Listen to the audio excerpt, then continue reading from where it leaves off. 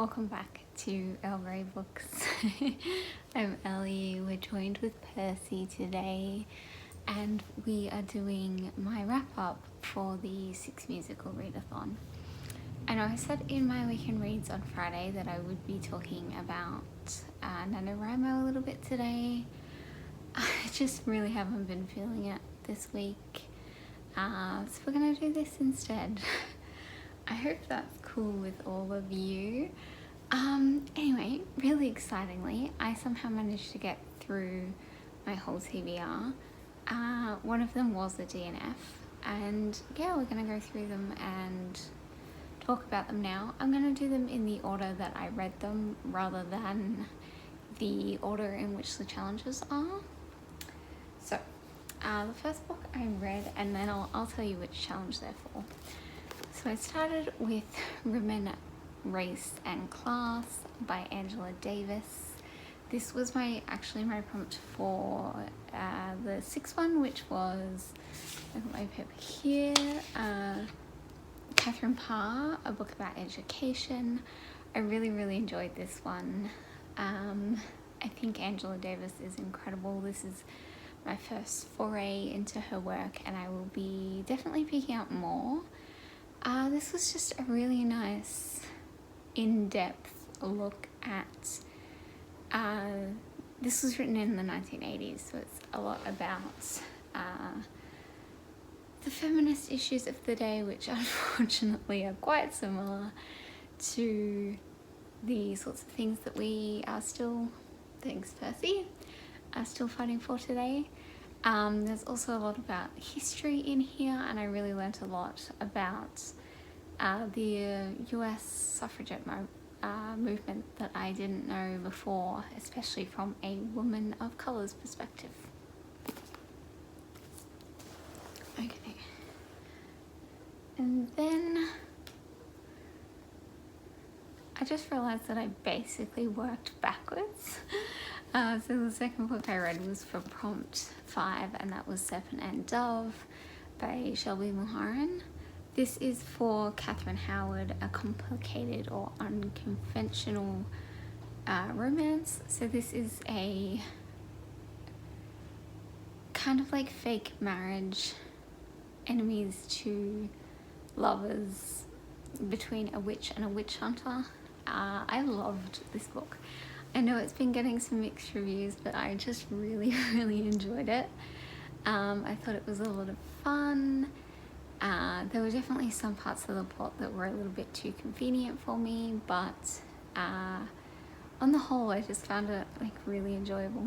So I'd recommend this one. I'm one of the people who loved it. Okay, the next one was for prompt 4. See what I mean when I say I kind of worked backwards. This was my DNF, and that was The Great Unknowable End by Catherine Ormsby. This was for Anna's Pleas, which is something you love about yourself, which I was going with disability. I just couldn't gel with this one. It just kind of felt like a cross between The Boundless Sublime by Lily Wilkinson, which is a Love Oz YA novel, and Oryx and Crake by Margaret Atwood is kind of like end of the world cult sort of thing. And yeah, just I loved those 2 other books, so this one just kind of didn't stand a chance against those. Next one, prompt 3, which is Jane Seymour, a strong mother character. And I read Tilly and the Lost Fairy Tales by Hannah James, which is book 2 in the Pages and Co series. I think that there is definitely, the mother is an important character in this, but also the grandmother, and there's also a few other sort of motherly figures in here, so I think it was in the end a really good choice for that prompt. I just absolutely love this series. It's one of my favorites. It makes me so happy. It's a middle grade series about this girl named Tilly who can wander into books and she can meet like fictional characters, and it's just so much fun and I just really love it. Okay, and this is where we went swapped, and I read prompt 1 before I finished prompt 2. So prompt 1 is Catherine of Aragon, first in a series. I read Bringing Down the Duke by Evie Dunmore, which is book 1 in A League of Extraordinary Women. This was amazing. I gave this one 5 stars. This is such a smart and funny and emotional and just beautiful romance book. I would highly recommend it. Person who's got some fur stuck on his whiskers over there. It's so cute. Yeah, I would highly recommend this if you're looking to get into romance, especially if you're coming from a YA background. This is kind of a good way to ease into it. It's also made me realize how much I actually really do love historical romance. So if you have any recommendations, please leave them for me below. And then finally, prompt number 2, which is Anne Boleyn, which is to read a book that is scandalous or involves a scandal in some way. And I went with Me by Elton John. I'm sorry for the motorbike in the background. This was also just incredibly great. This made me cry like 10 times over, like, there was just a lot of people in here.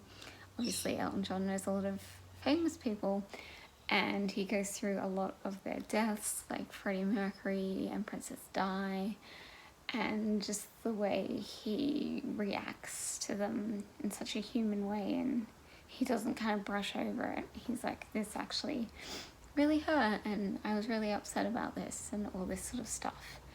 So yeah, that made me really emotional. And it was just beautiful. It was surprisingly well written.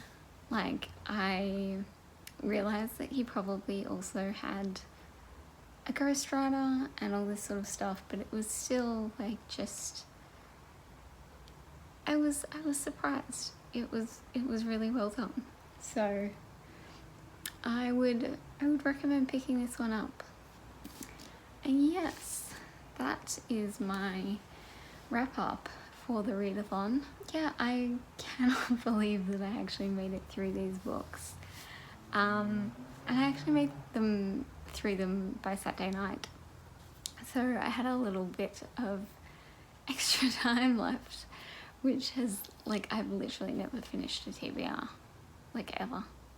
So this was really nice. Thank you to everyone who hosted. This was great and I really enjoyed it, and I hope that maybe it might be something that is possibly done again, maybe. And yeah, thank you all for watching, and I will see you guys on Wednesday. I'm not really sure what I'm going to be doing yet, because I did have a plan and now that plan has gone out the window, so we're gonna have to come up with something else. But I'll see you all then. Bye.